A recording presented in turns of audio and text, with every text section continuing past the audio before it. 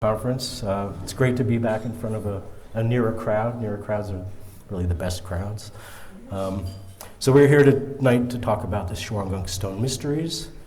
We're going to work our way through the gunks and look at some of the things that we find there, such as dolmens, millstones, quarries, standing stones, a whole bunch of different types of stone constructions and features that are found along the ridgetop.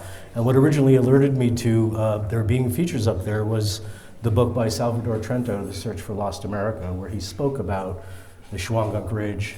Trento was an archaeologist. I believe he was trained in Oxford, and he started a archaeological research center in Middletown, New York, a long time ago, and published the book, The Search for Lost America, that really well documented a lot of the stone mysteries that we still follow up on today. So he spoke about these things, and I went out and went looking for them and found some, and probably some more. But first, I do want to start with an acknowledgement. You know, my daughter, who is 18 now, it's hard to believe. She says, "Dad, you're not Native American. How can you talk about Native Americans?" You know, young kids are very politically correct. You know, she thinks if you're not Italian, you can't own an Italian restaurant. I tell her that it doesn't work that way. But you know, what I tell her is it's important to be responsible and respectful when you talk about other people's cultures. And I think that's very paramount to keep in mind. So with that in mind, I think it's important that we do acknowledge that all our activities, you know, where we're having this conference, where we send our kids to school, where we mail our mail from, where we shop, you know, all of our activities that we do take place on what was and still is ancestral lands of original peoples of the region, the Lenape, Munsee, Delaware, Esopus people, and to recognize the histories of forced removal of these nations from their homelands and the dispossession of their cultural sites and their material culture. And we should all be committed to building partnerships and collaborating on the study, protection, and promotion of their cultural heritage. So I think that's important to mention. I also want to mention our dear friend Doug Harris, the former tribal preservation officer for the Narragansett tribe of Rhode Island, and Doug has been recovering for several months and making slow progress, and we want to put our good thoughts and energy out there so that Doug will make a recovery and come back to these conferences, which he frequented and spent a lot of time in the woods documenting these. So, now, if you're familiar with my approach, it's like some other researchers. I compile lists of sites and features and kind of take a GIS approach to understanding where they are on the landscape. And by doing that, you can sort and you can filter through these databases of sites and features and understand better patterns of concentration and distribution and things that you know, give us insights into what they might actually mean, because they're very difficult to interpret. So when we take a list, and I'm very visual, so you know, I see a list, it's just a bunch of lines and numbers and boxes, but if you plot it on a map, now you see something that's visual. And you know, what we're gonna do in this talk, and what you see here are the sites in the Catskills up in the north and west, and we're gonna focus on the sites here on the Shawangunk Ridge. And what we have going on here, there's a picture of the Shawangunk Ridge, looking from north to south. And this is a really unique ecosystem, mountaintop ridge. It is, well, let's talk about the name Shawangunk. It's kind of an unusual name, so I'll start with explaining what Shawangunk means. The Dutch transliteration refers to smoke on the mountain, or where there is smoke on the mountain. This is, in some views, questionable. It's referring to a battle that took place in an Indian fort that was supposedly burned at the foot of the mountain in the Second Esopus Indian Wars. And so it's possible that the smoke from that may have played into this term. But you know, to me, that doesn't seem so likely. If anything, if there's a reference to smoke on the mountain, this ridgetop is frequented with wildfires. Minnewaska State Park is known for its wildfires in modern times, and I imagine that those wildfires burned even back throughout history, and in fact they may have been managed because the Mohonk Preserve, which oversees the 8,000 acres of Mohonk, they do prescribe burns. They manage the land very well, and they have a practice of burning.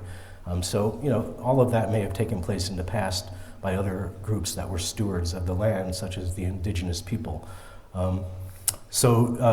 Shawangunk also may mean, and this is according to our local linguist, Algonquin, Evan, Gunk is mountain, and Shawang, or Shang, is south, and Wang is path. So it could be the path south to the mountain, or to the South Mountain path.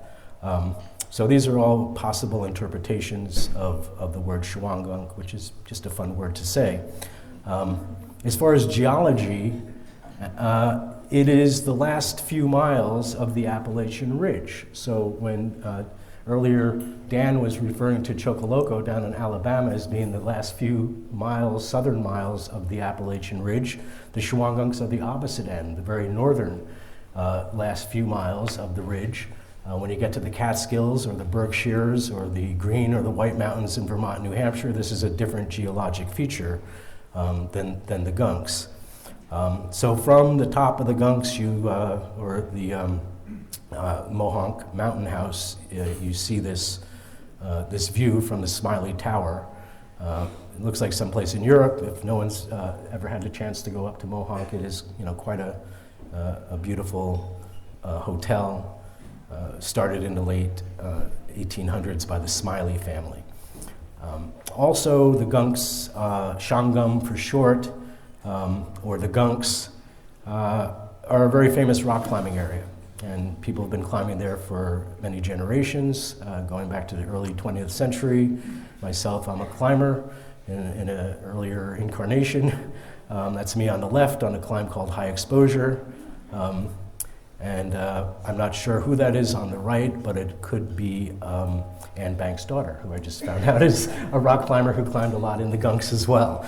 So we're a world-class climbing destination because of the way the rock came out of the mold. Very climbable, and even though it's steep, you can get up it and find handholds and footholds that will allow you to get into some very improbable situations, let's say. But these climbs, as you see, 5, 6, and 5, 7, are considered moderate climbs, not you know, too difficult, but kind of in the mid-range, if you can handle the heights. So this is kind of a wider view of the topography. Up in the left corner, you see what was mentioned earlier, the Panther Mountain crater. You can see the roundness of it there, and you have to realize when that crater impacted, we're talking hundreds of millions of years ago, before the Catskill Mountains were even formed. And when we say the Catskill Mountains, it's a bit of a misnomer because they are not actually mountains. They were not formed by any kind of faulting or upthrusting, as you do have with mountain ranges where the plates come together and one goes up, and you end up with a mountain range. What you have here, when that meteor struck, it was a shallow inland sea, and it was part of what was called the Catskill Delta. And to the east, what is today the Berkshires and the Taconic Mountains at the time were the Acadian Mountains, and they were the tallest mountains on Earth. They were like the Himalayas today. So as they eroded and wore down into what we know today of the little molehills of the Berkshires and the Taconics, over all those tens and hundreds of millions of years, the erosion washed them down into what became the Catskill Delta. Then when the Catskill Delta dried up and drained away, it left the valleys and mountaintops that we now know as the Catskill Mountains. So not a true mountain range, once the floor of a shallow inland sea, not uncommon on the summits of the Catskill Mountains to actually find sea life fossils in the rocks of different types of organisms. The Shawangunks are an actual mountain range, and they're made up of a quartzite conglomerate, very hard rock. Has a lot of, it's basically like granite, but I believe it's missing the mica. It's basically feldspar and quartzite. And what we're going to do is we're going to travel from the south. You can see down here you've got Sam's Point, which was mentioned earlier by Evan. And you have a series of what we would call sky lakes. They're at the summits of the mountains. You have Lake Awasting, Lake Minnewaska. Here you have Lake Mohonk, where the Mohonk Mountain House is. And these are beautiful, pristine mountaintop lakes, very scenic, beautiful hiking trails and carriage roads throughout them. So these are the sites we're going to look at here today, 7 lithic sites documented in this presentation. I'll just run through them quickly here. Millbrook Mountain, the lined boulders, the Bayard Path millstone site, the upper Peterskill Dolmen and slab in Minnewaska, the Lost City Quarry, the North Shawangunk Dolmen and the Mohonk Preserve, the Lily Pond Stone, and the Montague Summit Stone. So here they are laid out on the map, and we're going to start by in the south, as I mentioned, with Millbrook, and we're going to head down there. And what we have is large boulder placements and standing stones and perched boulders found located along the Summit Ridge Trail leading to Millbrook Mountain on the ridge. It's about a 4-mile hike to get out to where these features are. The rocks are found on the summit with views of the Hudson Valley to the east and the Catskills to the west. And we found a row of boulders, and I think this was referred to in Trento's book, which appears to be configured to align with the winter solstice sunrise and summer solstice sunset. And you see some shim stones. This is a view of Millbrook Mountain from the valley. It's the tallest of the cliffs in the Gunks. Most of the cliffs faced to the east, but there is one that we'll see later that does face west. And this is about 300 feet of vertical white quartzite conglomerate. And if you were to see a climbing guidebook, there would be lines up all around here that are showing where the roots go. So here's a view from the summit, looking down into the Hudson Valley. And here we have the row of boulders. We counted about 10 of them across here. And this is looking down from the east to the west, and it is aligned, as I mentioned, from southeast to northwest. And you do see things and features like this that, a peg or a shim that's potentially lifting that stone up, raising one end. Again, geologists would tell you that this is natural. The Shawangunks in the last glacier maximum were covered with glaciers. The summits exhibit a lot of glacier polishing, glacier scoring. It's very evident that the glaciers moved over there. Whereas the Catskills, in fact, the glaciers in the last glacier maximum did not make it to the summits. They sent fingers into the valleys and up to a certain height. And there's even some folks who think that some of the cairn fields that are found throughout the Catskills that all seem to fall in an elevation band of about 11 to 1,600 feet. Some speculate maybe they were marking the high point of the ice when it was there, if there were people here at the last glacier maximum, which I don't doubt there was. I think there were people in our region going back, at least 10,000, if not 15 or 20,000 years. And of course, as archaeology studies progress, we always find out that people were here earlier than previously advertised, let's say. So here's another one of the boulders. I really haven't analyzed them to look for shapes or effigies, but I'm not saying they're not there, I just have not noticed. And as we put the compass on and look down that row, if you look closely, you can see it's just a little over 300 degrees on the compass, which indicates a winter solstice sunrise, summer solstice sunset alignment along the top of that ridge. Now, right along the path, you can see the path that leads there. If you were, here's the path, and if you were to stand here and turn around, you would be looking at that row of boulders, but it's basically behind you, but close enough that you would be able to see it. So you have this standing stone, you have the stone behind it on the right. In this picture, you can see it's over here. And you can see what I call an intentional peg. To me, that looks a little too purposeful to just say, as a geologist would, well, it settled that way out of the glacier. I'm not saying it couldn't have, but to me, this looks like it was manipulated to level off that boulder. So the standing stone is right there as well. And that's what we have on the top of Millbrook. Now, as you hike back on that 4-mile trail along the ridgetop, there's ways to cut down onto the west, and one of them is the Bayard's Path, and it's located below and west of Millbrook Ridge. And when you go down it, it's hard not to notice.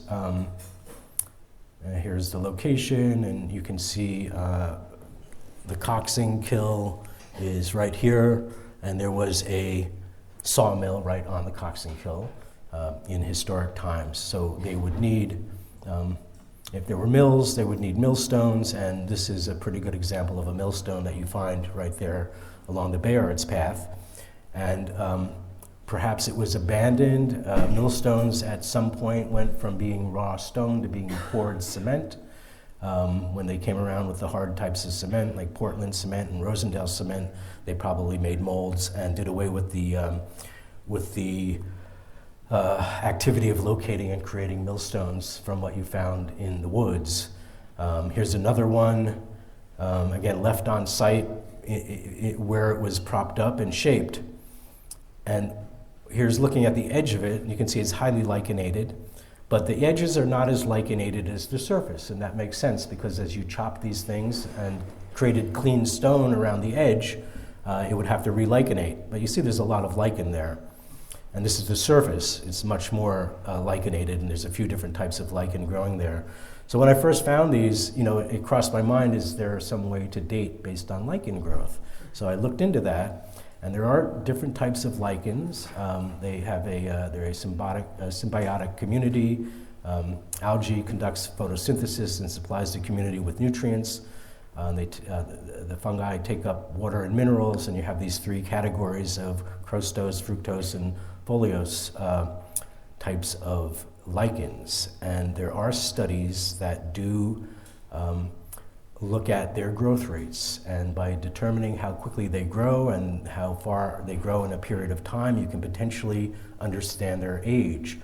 But it's not so straightforward because you need a baseline. And the studies that have been done done mostly in northern cold climates, places like Norway and Alaska, where the growth rates are quite slow. So if you were here in lower latitudes, you might have quicker growth rates due to warmer weather, but you would need a study done to get that baseline determined so that you could start doing some dating, and that has not been done for our region. Now, Mohonk Preserve is a research organization, and I've contemplated approaching them and maybe submitting a proposal to them to do some research with lichen studies to create a baseline so that they could date some of the things like the millstones that are found up along the Bayard's path. Maybe more work to be done, but here you can see clear pieces cut concavely that would fit right, they formed these things right on site, shaped them as best as possible to lighten them so they could transport them down the mountain to be used in the mills by the streams. Sometimes the efforts would fail, and you'd do a lot of work and end up with a cracked stone that you just have to abandon, and that appears to be what you have here and what you have here as well. Took a bit of skill and determination and resourcefulness to get these things so that you could use them in a practical manner in a mill. And sometimes it worked and sometimes it didn't, and I'm sure it had to do with the skills and the ability of the people who were, you had a master and you had an apprentice, and maybe the apprentice, was given a job and didn't do so well here. We're going to move a little further north now, really not too far from the Bayards, but just kind of across the valley, and we have what's known as the Upper Peterskill Dolmen and Slab, and this is located on the summit cliffs above the Peterskill, which is another kill is stream in Dutch, so this is Peter's Stream. And this is near Minnewaska State Park, and there are some interesting boulders and a quarry site there, and we're going to look at those as well. So this is showing the next two sites we're going to look at, the location of the Peterskill Dolmen and the Lost City Quarry, and you see that there is a pass between them, and there's a path there. And from what I understand from speaking to folks at Mohonk and also some of the local historians who've been trying to locate the original path from the Catskills to the Shawangunks that the natives would have used, and they basically believe that it went right through this pass. Now the modern road over here goes through a different pass and is pretty circuitous, goes through some hairpins and makes its way up the mountain.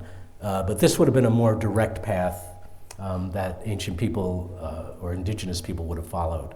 So looking at the Peterskill Dolmen, and I should mention the way I noticed this was I was walking through that path and I looked up to my left and I saw a boulder up on the hilltop and I saw light coming underneath the boulder and I said I better go up and take a look at that. So when I got up there I found a stone perched, we could call it. Here's from the south looking at it. I believe this is the north view from the south. And it is on a ridgetop and it does have panoramic views basically all directions, east and west, north and south. It's another look at it. It's got a couple of interesting features here. These are basically holes that are in the rock. I don't know if they were created by erosion or if they were maybe made by humans in an effort to lever this thing up with some compound leverage. It's not a huge stone. Wouldn't take a huge effort to lift it and manipulate it and put it into place. And it seems very purposeful because when we look at it closely, it's a compass stone. It has features that are oriented to the cardinal directions. And you can see here it's got a south point and a west point and a north point. And if we look closely at it, we can see the compass aligns north with the north point. Here's the south point, which is located underneath here. I'm using my pointer and pointing here. I need to point over there. A west point. And here you can see some of the shim stones that help prop it up and hold it in place. Again, I highlighted these three features that seem pretty equidistant apart and I think may have some function in helping move this stone originally. And right near it, you have this large slab that has cracked apart. And again, people go up there and they look at this and it's very tempting to speculate, like what is this thing and how did it get here? And if you look at it closely, there are no tool marks on any of these edges. If it was something that was cut, you would expect to see tool marks, and we'll see some tool marks in a little bit on another site that are very apparent, none of which are here. But I've heard people say, well, maybe this thing was once standing upright, like a huge menhir or standing column, and it fell over, and when it fell, it broke into pieces. I mean, I guess maybe, but more likely, this is the result of exfoliation. We're at the top of a ridge line. This mountain is slowly moving up. The stone at the top is going to fracture and break through the process of exfoliation. So I think this is a really good example of exfoliated stone at the summit of a mountain. And I've seen it elsewhere. So, it's easy to get excited about these things, but no tool marks, probably was never standing up and fell and broke. Much more likely an act of nature. But it is a fascinating feature, and in one of these pictures, let's see, there is actually, what you see here is a geodetic marker that was put there by the Palisades Interstate Park Commission. And I think that's a clue also about some of these large boulders that have been set up and perched. They may act as a similar function as geodetic or geodesic markers for navigation or for measurement, which is what organizations like the PIPC or NOAA or some of the government agencies place these things so that they can have accurate coordinates for doing measurement. So that's another feature that's nearby. Now we're going to move up to what's known as the Lost City Quarry, and it's located at the summit of Lost City, or the Dickey Bar Preserve, which is an area in Mohonk, also frequented by climbers. Lost City because it's an outback area. It's not easy to get to. And there are large sections of bedrock stone slabs that were drilled out and removed. So somebody very motivated and industrious came up here, and this is on the very summit of a mountain, and removed this corner of bedrock. And not a easy task. This is at least 24 inches. You can see it cleared away. You can see some of the pieces that were broken off so that it would be more easily transported. I imagine, so down on, this is the west side of the ridge that would take you down to the Rondout Valley and Route 209 and towns like Ellenville, Napanock, Kerhonkson, and this side of the ridge would take you down to New Paltz and Gardner. So somebody, I picture like some young men back in the day who were industrious said, let's go up and quarry some stone and bring it down and make some money and help feed our families. So this is a quarry site. A lot of work went into it. You can see the drill marks. This was not done with power tools. This was done by hand drilling, hammering, maybe feathering, putting in wedges to split and fracture the rock. And that is the result of them removing that piece of bedrock. And to me, it's an impressive site. And we went up there. I did a hike with the Adirondack Mountain Club this past winter, and we did go up there and take a look at it. Everybody was kind of blown away. This isn't what they usually see on their hikes. And then as we hiked out, we found a new feature nearby. I don't know that it's related, but this stone throne oriented facing north. Some had speculated maybe a birthing chair or something along the lines of that. I don't know why somebody would just build a stone throne or seat like this, but it is oriented to the north, and it could in fact be indigenous and quite old. So we worked our way through Millbrook boulders, up through the Bayards and the millstones, the Peterskill Dolmen and Lost City, and now we're going to go up to Lily Pond at Mohonk, at the Mountain House. And this is Skytop, beautiful area, again, very well known for rock climbing, rock scrambling. There's a way up here called the Lemon Squeeze with ladders. You don't have to be a rock climber. You can actually just be an adventurous person who likes to be outdoors, and you can make your way up through the Lemon Squeeze and end up here and then hike up to the tower. There are other ways to hike up there. And of course, from this Albert Smiley Tower, you have 360-degree panoramic views. You can see 7 states, Connecticut, Massachusetts, Vermont, and you can't see New Hampshire, but you can see New Jersey, New York, and Pennsylvania. So quite a view. And again, from there you would see the mountain house with the Catskill Mountains in the background. Now behind the tower, you have a pond known as Lily Pond. It is natural. I don't believe it's a man-made feature.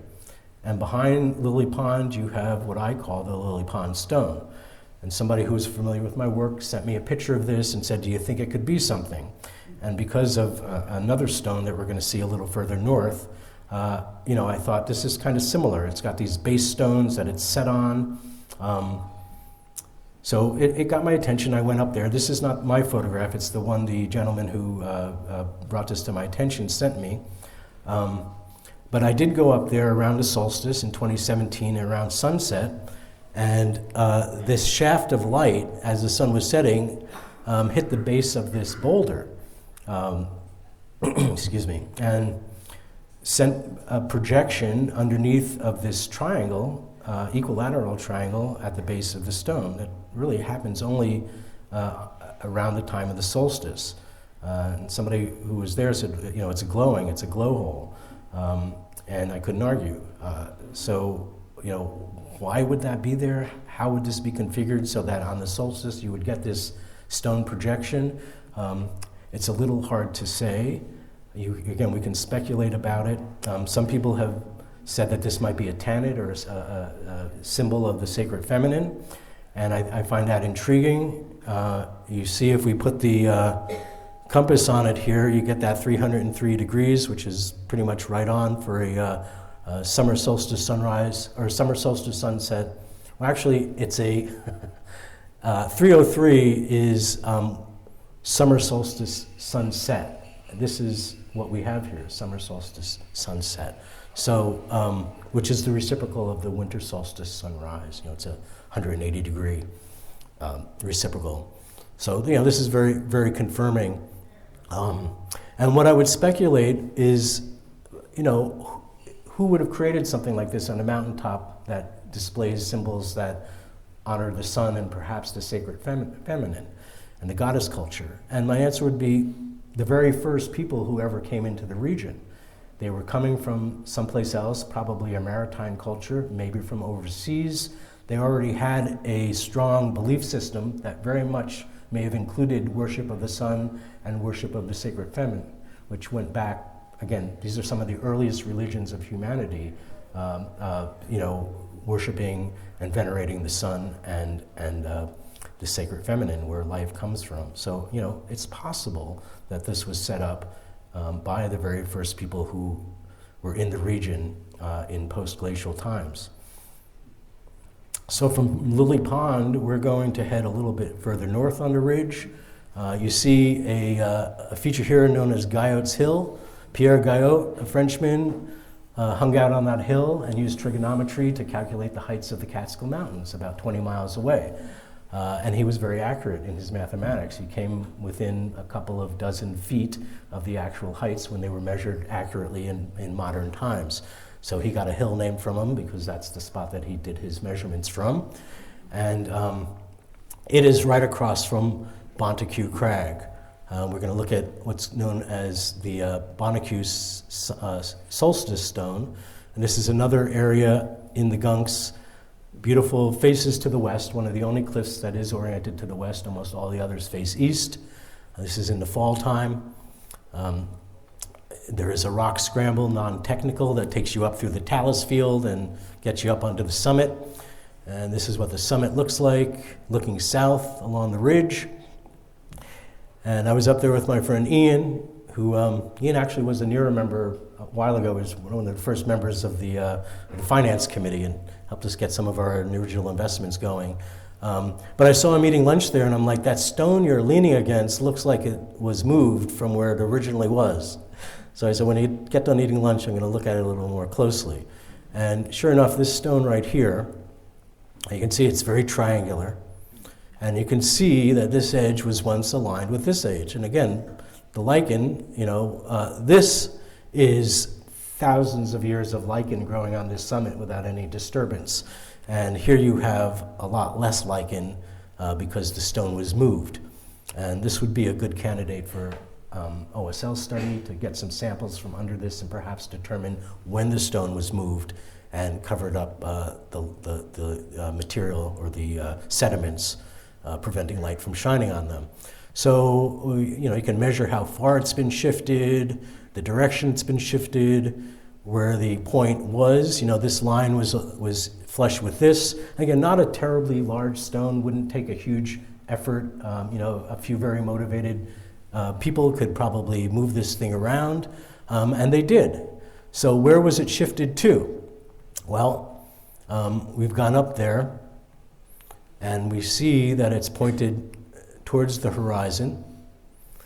And if we measure with if we measure, or we don't have to measure, if we go up there on the summer solstice sunrise, the longest day of the year, in June, we get up there early, we see that that's pointing to where the sun rises on that day. So somebody moved that stone to align it with the sunrise on the summer solstice, and it must have been part of their belief system to do so. You wouldn't just do that unless you had a strong belief in why that was important to memorialize in such a way. So very confirming to be up there again with the tool, Pro. You can get the date. Here we are right around the solstice, and of course the sun stays in the same spot for a few days before and after. We have our bearing or azimuth to the horizon, which marks what we would expect at our latitude to be the angle or the bearing to the summer solstice sunrise. So these kinds of tools help us confirm in the field what we believe to be the case. But there's nothing better than being there and actually witnessing the light phenomenon itself. So we're going to now look at this last stone up here, the North Shawangunk Dolmen. This may have been the first one I reported. And this is located several miles north on the Shawangunk Ridge from those original site we looked at in Millbrook Mountain. This is probably only about a mile at the most from that Montague stone that we just looked at. And it's a large boulder that appears to be set at a kind of an extreme odd angle on the ridge top with panoramic views to both the east and the west. It has an alignment with something known as Picamous reconnoiter rock, and we'll take a look at that as well. So here we have the dolmen on the North Shawangunk Ridge, set up, I believe, very purposefully on those base stones. It's got prominent points pointing north, pointing west, pointing east. And you can see this is kind of a straight line, and it's bisected by this buttress. And when we, again, put our compass on the points, and this is another, I would call it a compass stone and a calendar stone, because it both has the cardinal directions built into it, and it also has a relationship to the solstices, as we'll see. So a way to track both time and direction. So here we have a look at the base stones here. And my estimation is this stone maybe weighs 25 tons, 25 or 30 tons based on its size. You can see this point points south. I think this is the point pointing north. I think that's north again. And here's the west side, which does illuminate on the when the sun sets in the west. I may have a photo of it. So yeah, I gave a talk at the Orange County chapter of the New York State Archaeological Association several years ago, probably more than that now, and somebody in the audience kind of scoffed, and they're like, oh, how could people move a stone that big? They could not do that. And before I could speak up, David Johnson, who was the chapter president, jumped to my defense. He's like, oh, people can move a stone like that if they wanted to. People have been moving stones like that and much bigger for thousands of years. If there's a will, there's a way. So I don't think that's something you could just dismiss. Oh, people could not move this stone. It's 20 tons or 25 tons. People can move stones and quarry stones and place stones, way up on constructions that are at least this size. We've seen pictures of them. Some of us may have been to them if we've been to Lebanon, maybe. And here's a picture on the winter solstice with the sun setting, and you can see my shadow there, and the face of the stone just really pops up and illuminates. So here's a kind of a cross-section drawing I did of it from above, showing how the axes of the stone align with the cardinal directions. And when we look from that ridgetop where that stone is located to the Catskills in the northwest, in the direction of where the sun would be setting on the solstice, we're looking, so here's the North Shawangunk Dolmen, you can see Montague Crag there, and we're looking to the northwest, and there's a stone here on Peterskill Mountain known as Reconnoiter Rock, and here's what it looks like in profile. Some people see a bird effigy, something very avian in its profile. I see that as well. And this stone, I guess we wouldn't call it a perch stone because it's sitting on one point, and I measured it's about 18 inches on the ground. So I always imagine like 20 big husky guys can maybe get on this thing and spin it if they needed to. And perhaps that's how it got oriented, because again, it is a compass stone that has features that are very much aligned with the cardinal directions on this ridgetop. You have an east point, a north point, and a west face. And you have this very nice, convenient sun shade line right down here that is, telling us where north is. And when we put the compass right on that sun shade line, we see that it's oriented with north pretty nicely. So these two large boulders, both situated on ridgetops, about 18 and a half miles apart. We've got the Peterskill Balanced Rock and the North Shawangunk Dolmen. And when we look on them on the map and we draw a line, we see that the bearing is 317 degrees, which is what you would expect. I think 318 is what the magnetic bearing is at about 42 degrees north latitude for what a summer solstice sunset would be. So from here, you're seeing the winter solstice sunrise in this direction. From here, you're seeing the summer solstice sunset. And what I did was I ran a path profile using software to see if there was line of sight. And in fact, there is. This is the Reconnoiter Rock in Picamous, probably about 4,000 feet above sea level. Here you have the location of the North Shawangunk Dolmen, probably about 2,000 feet, maybe about half that elevation, because the highest point in the Gunks is about, I want to say, 2,800 feet, or maybe a little less. So, you know, potentially if you had line of sight, you could have a signal system. And Tom Brennan's here, and he knows about signal systems because he wrote about them in Nera journals, and he had what was called the silent signal system, which had to do with setting up fire points on ridge tops where you could see fires burning at nighttime, and in the location where once the sun would come up or once the sun would set, where that fire was burning would mark the point on the horizon where the sun would then appear or disappear, depending. So, you know, is this evidence of a group or a culture that either passed through or inhabited this region and which used the landscape to establish, create, and preserve astronomical alignments or calendar sites based on observation of the sky, or observational astronomy and making observatories, which is what really these could in fact be. So again, we have that alignment. This is showing the North Shawangunk Dolmen and Picamous Rock. Here's the Montague Cragstone, and coincidentally, or maybe not, it aligns with a site in Frost Valley where many petroglyphs have been found. Frost Valley petroglyphs are up there, and it's a large stone in the stream that has a spiral on it, but there are also other stones that were found in that region. Don Rue knows a little bit about this because some of these stones he's very familiar with. Some of them have Paleo-Phoenician script on them, and they lead to a much bigger mystery. But I think this is mysterious enough that these four sites seem to align with each other perfectly parallel at the angle of the solstice, sunrise and sunset. So, you know, it's got some significance. We're going to move over to Turtle Rock, which is not actually in the Shawangunk because it's about 15 miles away. But for folks who were not able to go on the tour, I thought I would provide a little tour of Turtle Rock, and you could see what you missed and what maybe in some point in the future you could come and visit. So there's a large turtle effigy rock shelter with this large head, and there are light phenomenon that are associated with this. This is an equinox sunset, and you see it.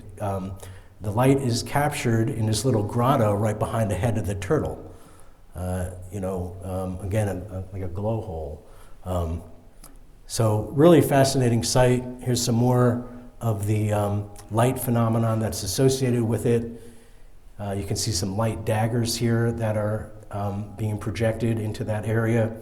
And very interestingly, there is a cast light and shadow phenomenon that Ned Doucette, who's the site steward up there on Huckleberry Point in Peterskill, he just documented this past year, how this 90-degree, we'll call it orthogonal shadow that's cast moves up, and at noon on the equinox, it points to the place where that light phenomenon takes place at sunset. So, pretty interesting phenomenon. The fact that it's perfectly 90 degrees and moves up and points in that direction, I think is pretty telling. So now we're going to see if this works.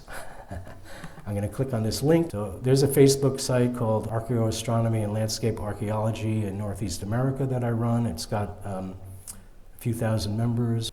So this area on the top of Millbrook Mountain, which we call Turtle Rock Ridge, is very close to the Hudson, about 4 miles to the west of the Hudson River, and as I mentioned, about 15 miles to the east of the Shawangunks.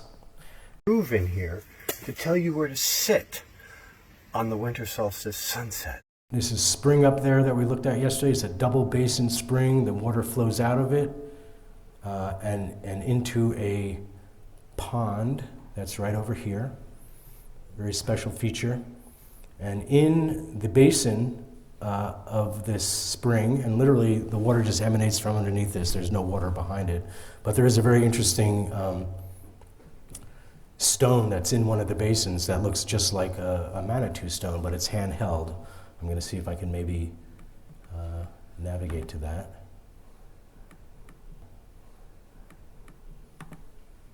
So the head of the turtle, the whole effigy, kind of looking into the head of the turtle. And of course, if this was in your backyard, when I first went up there many years ago, there was a couch in it. The kids in the neighborhood had made it into their fort, which is, it's tempting not to do that. Now, underneath the head, so we're right behind the head here, there are what are considered to be some glyphs. These were pointed out to us by the site steward, Dr. Doucette, who lives right below this site. And what he pointed out to us originally were these two circular features up here that seem to have tails falling behind them. He interpreted them as perhaps some type of cometary event or something falling from the sky. And he pointed out that down here we have what looks like a human figure with its arms raised above its head. Like, don't fall on me. So maybe this is, and again, maybe, a representation of a cometary impact event.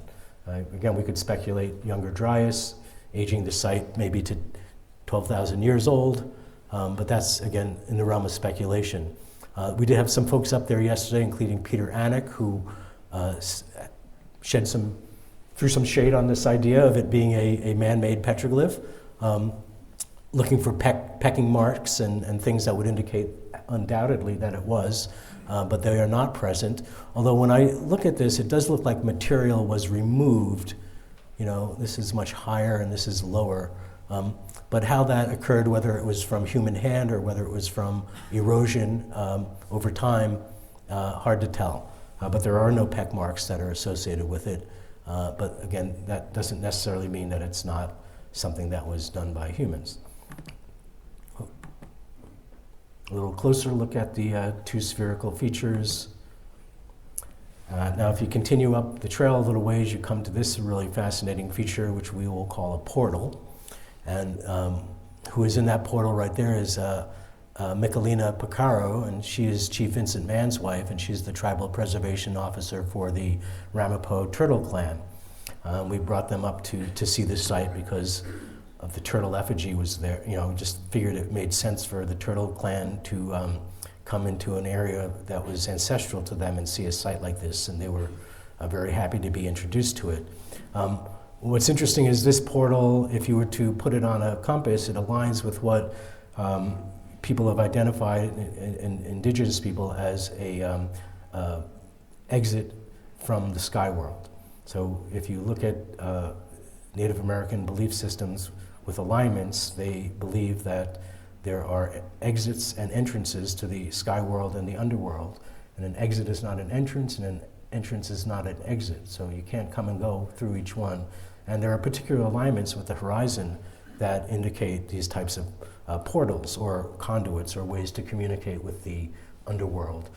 Because the Native Americans very much had a three-dimensional belief system where the plane of the living was connected with the celestial world above and the underworld below, and the energies from each could interact. And in fact, their ritual practices were very shamanic, where the leader of the ritual would be the one to facilitate communication with the spirits in the other realms, either the underworld or the overworld. The underworld does not have to connotate negative. There could be good energy as well. You don't want to just think of these things as good or bad, because it's a balance. And I think that's important to point out. So let's see, there's just a couple more pictures here. Interesting rock with some striations on it. A very un-European looking wall. European walls are usually a little more organized than that. A lot of lateral, horizontal courses. We don't see any of that in indigenous walls, as some people have pointed out. Here is a sun glyph. You can see a circle here with some rays emanating from it. I don't know if I have that highlighted better, but another potential turtle effigy. We did see all these yesterday. So they are up there to be seen. Yet another one that's very turtle-like with the shell. That is not a turtle, that is Nemo, Dr. Doucette's dog, who you don't go on this hike without having Nemo along with you. He's sporting. Oh, let's see, what did I passed by something there. There's a rock that's called Pyramid Rock right there. And the next picture was Chief Vincent Mann of the Ramapo. And here he is contemplating that Pyramid Rock, which is up there on Turtle Rock Ridge. Again, the spring with the double basins. And here you see the stone that's in it. And I think here's somebody is holding it there, so you can see the shape of it, very much like a Manitou with a head and shoulders projecting.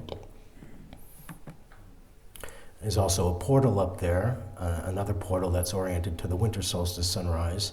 It's hard to see, but you're actually looking, it's washed out, but if it wasn't, you would see the Hudson River and Newburgh Bay right in that spot there.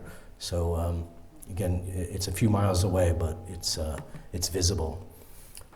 This is looking to the west, and what you're seeing from Turtle Rock Ridge is the Shawangunks right there, Millbrook here, this is the Traps, and then the Catskills in the distance behind them about another 15 miles away. So, so that's the tour of Turtle Rock, and we're going to be wrapping up here in a few minutes, just a few more slides. Let's see what else we have.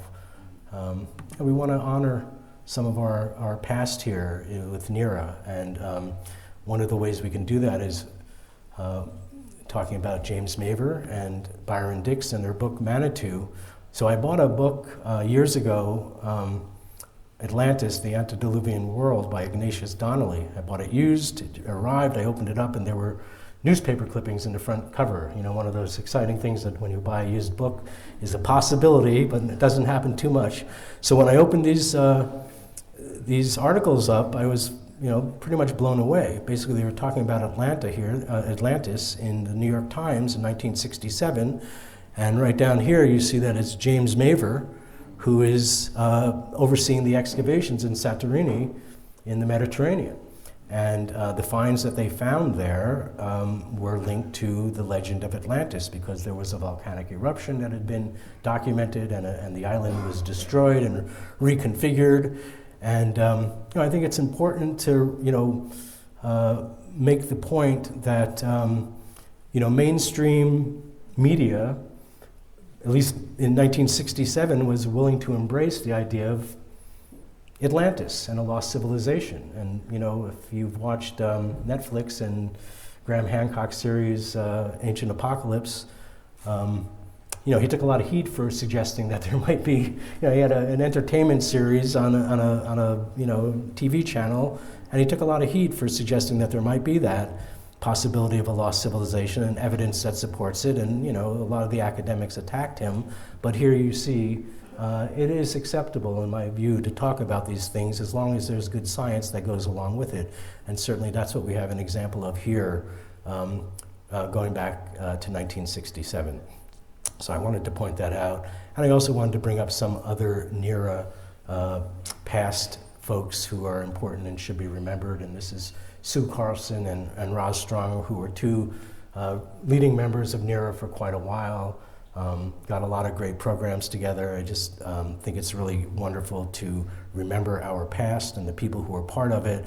And that brings me to a presentation that I came across.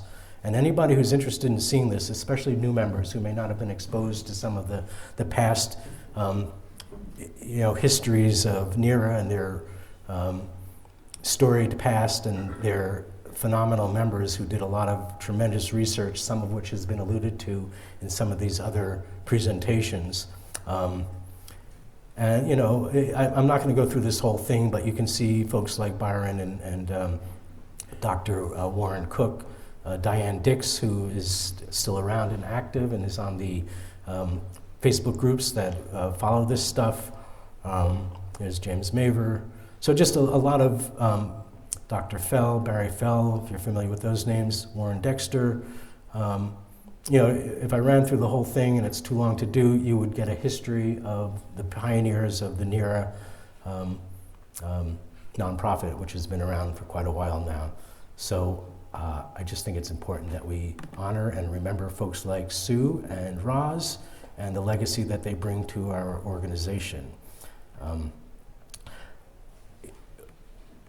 This is some drawings that Sue Carlson did. Sue is was an architect, one of the very earliest female architects who were professional and set up a practice as a architect for business and homes. And she had a great hand. So we had conferences in Nera known as the ABCs, and we had one in 2002, which was the first one, and we had one in 2012. We missed one last year, but I still think this is something we should get back to, looking at the, this is the roots of Nera, early transoceanic voyages and people who came here before Columbus, as the ABC connotates. And these were all different styles of ships that she hand drew that were capable of making ocean crossings. Given a master sailor and the weather gods smiling upon you, you could take a craft like this and sail probably around the globe, and I think that was done. And what's backing that up is this new book that just came out, posthumously, by Tim Wallace Murphy. Great book. And in Uncharted, Timothy Wallace Murphy does much more than make the case that such voyages occurred. He proved beyond any doubt, quite brilliantly. And the conclusion, based on Wallace Murphy's research, is undeniable. It's both counterintuitive and counterlogical to believe that ancient humans didn't navigate across the Earth's vast oceans with the need to follow the climate and the animal herds, both on land and on sea, as long as humans were mobile, which is a very, very long time. Whose quote is that? That's mine. I was sent a copy, a preview, and asked to read and write a review of it, so I did, and it's on the back cover of the book. So it's a great read. It is available now, and if you're a fan of early transoceanic voyages and the documentation of such voyages, this is the book for you. And it leads me to some research that I just recently came upon that I thought was really bolsters this idea of cross-cultural contact in very early times. And this is a wonderful book you can still find online, self-published, way back before people self-published, called Sun Circles and Human Hands. And in it, we have documented the Hamza symbol. You can see the contact period at Etowah, 1550, the prehistoric period at Sparrow Mound, and Moundsville, 250 BC. Native American art and iconography, and represents in ceremonial objects and motifs dating back through the archaeological research more than 2,000 years. Here are the objects themselves that are shown in that book. This really has no business being in America, if you think about it, but the symbol of esoteric knowledge, and it represents an overseeing protective force holding the hand out with the all-seeing eye as protection. Excuse me. It's found, obviously, to exist in both the Eastern and Western Hemisphere, dating back thousands of years before the European age of exploration. This was first symbol found in Babylonia and the Sumerians. So I think this more than suggests cultural contact and diffusion occurred in ancient times, and it's not acknowledged in the academic world, despite this and other, what I consider irrefutable documented proof. But I think in this case, it would be hard for any scholar to really construct a cogent narrative to prove otherwise, because how can you explain this symbol in Native American iconography and found all throughout the Middle East? So to me, it suggests, more than suggests the contact. We're going to end here with an AI warning. Sarah Kohler, who's here, supplied me with this list. She did an inquiry with Write This, which is an AI, and came up with some wonderful citations of papers, academic papers, and you can see these names here. Shifting sunrise and setting sun examination of celestial orientations at a prehistoric site in northeastern Massachusetts. Geometry of landscape, a reconnected astronomy site, an early maze complex in southern New England. Sunrise and sunset observations by Northern Iroquois, ethnohistory, volume 56, 2009. So you ask AI to provide this, and it does, and you ask it, I think initially it gave her 15 or 16 citations, and then with AI you say, is there anything else, is that all? And then it'll dig a little deeper in its AI brain, and I think it came up with 19 in all. Some of these, very intriguing, calendrical practices among indigenous Americans, coastal New England. The warning and the problem is none of it is real. AI made it up. It invented these. Real researchers, real journals, real institutions of learning, but they're not real. So very, very, in some ways dangerous. I wouldn't want to be a college professor or a high school teacher grading papers these days, because you're going to see things that sound great, and the only way we found they weren't real is we dug into them. We tried to find them. If there's something, with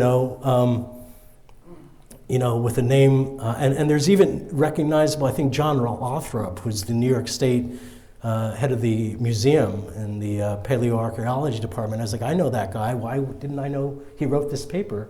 Because he didn't. Doesn't exist. And just before I came, I think it was 2 days ago, I asked AI, and this is GDP, what academic papers discuss indigenous astronomy and mound building in northeastern United States? And I got 3 really, there are several academic papers that discuss indigenous astronomy and mound building, and then it tells you what they are. A survey of Native American astronomy in the Northwest by Don Dingler. The paper examines mound, again, none of it's real, made up, dreamt up, however you want to say it. AI took it upon itself to, I guess, provide me with what I was looking for, whether it was real or not. We're almost done. Oh, Sarah, yes. It's called AI hallucinations. There you go, hallucinations. So not just humans hallucinate, AI can hallucinate too, which can lead to a lot of, confusion. But we do have technology we can trust, and some of it was presented here today. The triad, the scanning of with the LiDAR and the 3D handheld scanning, the geo-placement accurately within the GIS realm, and then bring it into a powerful program like Stellarium that lets you analyze it in a way that's never been done before. So we do have faith in technology, but AI, the verdict is still out. I do want to, in wrapping up, just mention the Overlook Mountain Center, the nonprofit that I am chair of these days. We do a lot of good work. We did some OSL dating thanks to Nera, and got a few of the features at Lewis Hollow and Overlook Mountain dated.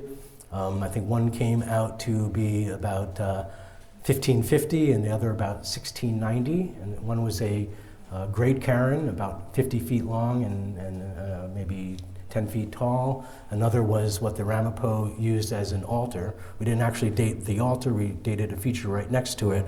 That's the one that came out at 1690.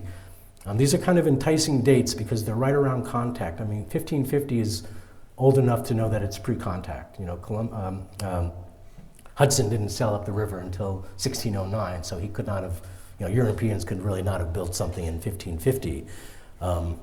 1690, possible, but again, as somebody pointed out earlier, stone building didn't really even start taking place because they had a lot of timber to build fences and walls. They didn't need stone.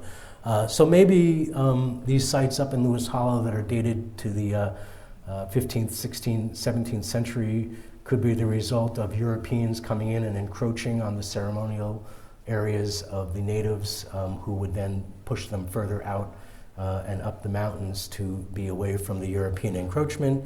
It's a possibility. We at the Overlook Mountain Center were instrumental in getting this sign placed on the Ashokan Rail Trail about 1.5 years ago. The rail trail is a 12-mile long rail trail that they converted into a multiple-use path, and they put up 10 interpretive signs along its way talking about everything European that happened, but they neglected to put one honoring the Native American people who the entire Esopus Valley was flooded to create the Ashokan Reservoir for New York City's water supply. So we thought it was important, and we got behind the movement to get this land up there. Here's the dedication ceremony that took place when the sign was unveiled.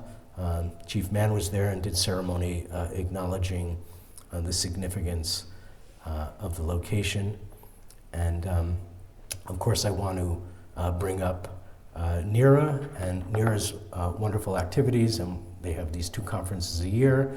I've never been to one that's been a disappointment. This one as well. Tremendous presentations last night, today, really wonderful. Something else I want to point out is the Nera site database. Let's see if this works for us.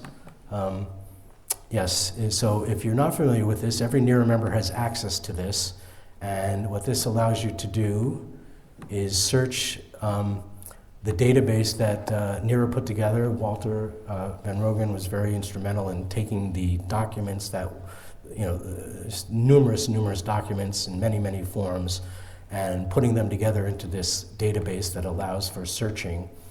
So you'll get a password and it allows you to access it, and once you're in it, you can take a tour to see how to use it. You can type in something like Catskill Mountains, if I know how to spell right.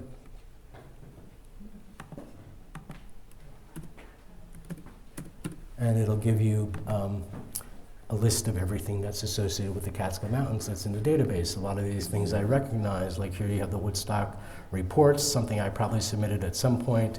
And then if you click on that, it'll take you to it. You can download Nera journals, Nera transits, almost everything that Nera had. Here's a site report for the California Quarry. I do remember submitting this back in 2006. Can't believe it's that long ago, but it is.